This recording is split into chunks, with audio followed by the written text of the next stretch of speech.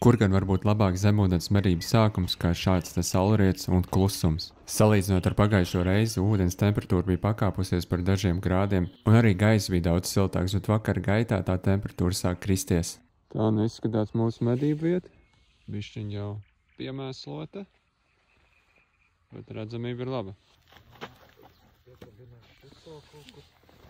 Tā mēs te gatavojamies. Tā izskatās drošības lampiņa. Bet tā boja īstenībā izskatās daudz košāk nekā tā lampiņa.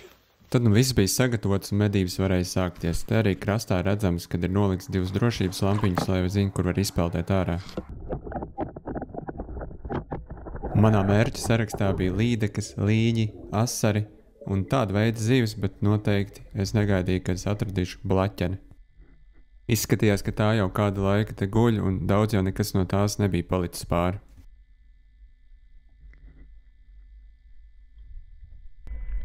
Bet papaldot tālāk ieraudzīju savu pirmo līni. Bet līnis nebija galīgi atvērts sarunai, un uzreiz jau devās prom. Bet par spīti pirmajam līnim šis te viņa radinieks bija daudz komunikablāks. Tad nedaudz papaldot priekšu, es atradu vēl vienu līni, es domāju, beidzot taču kaut kas vienreiz jānomedī. Lēnām pielavījos precīzākam šāvienam. Un tā pirmais līnis bija nomedīts. Noteikti tas nebija trofeja līnis, bet vairākas reizes paliekot bešā gribās arī kaut ko nomedīt. Līnis tika piestiprināts pie kukana un medības varēja turpināties. Neilgi pēc tam atradu karalisko karūsu, un karūsa īstenībā arī bija man mērķa sarakstā, tāpēc, ka mēs ar pārinieku runājām, kad īstenībā šī zivs nav nogaršota. Bet es domāju, ka atradīšu lielāku nekā šo. Te ap 2 kilogramus liela līdeka, bet ļoti, ļoti bailīga. Salīdzinot ar pagājušo reizi, līņi bija daudz aktīvāki, un tie negulēja. Un te arī tāds netipisks skats. Līnis un līdeka abi sēž turpat blakām, un es no līdekām nesaprotu, kā viņas izdomā, kad viņas kodīs tam otram, un kā tas otrs zina, kad viņas nekodīs.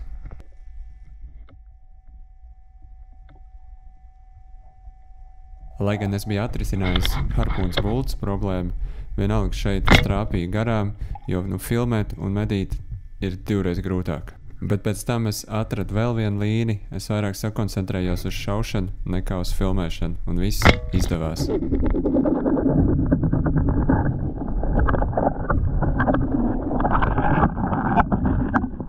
Šis līnis bija lielāks nekā pirmais un svēra aptuveni 1,5 kilogramu. Un ar šo līni es arī savu līņu kvotu biju izsmēlis un vairāk nemedīju viņus. Bet ar to viss nebeidzās, jo gribējās atrast lielo karūsu. Bet, protams, pa vidu trāpījās daudz kas cits, līdekas, citi līņi un tā tālāk.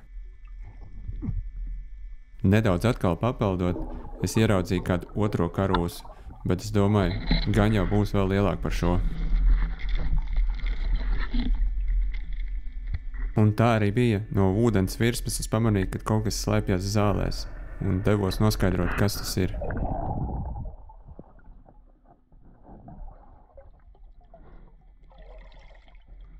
Man no šāviena sagriezās kamera, bet es dabūju savu plānoto karūsu.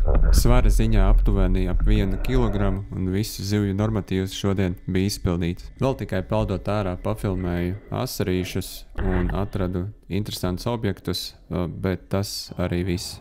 Vakar izskaņā vai rīta sākumā gaisa bija pavisam atdzisis, ūdens bija daudz siltāks un karjeru klāja šāda te bieza migla.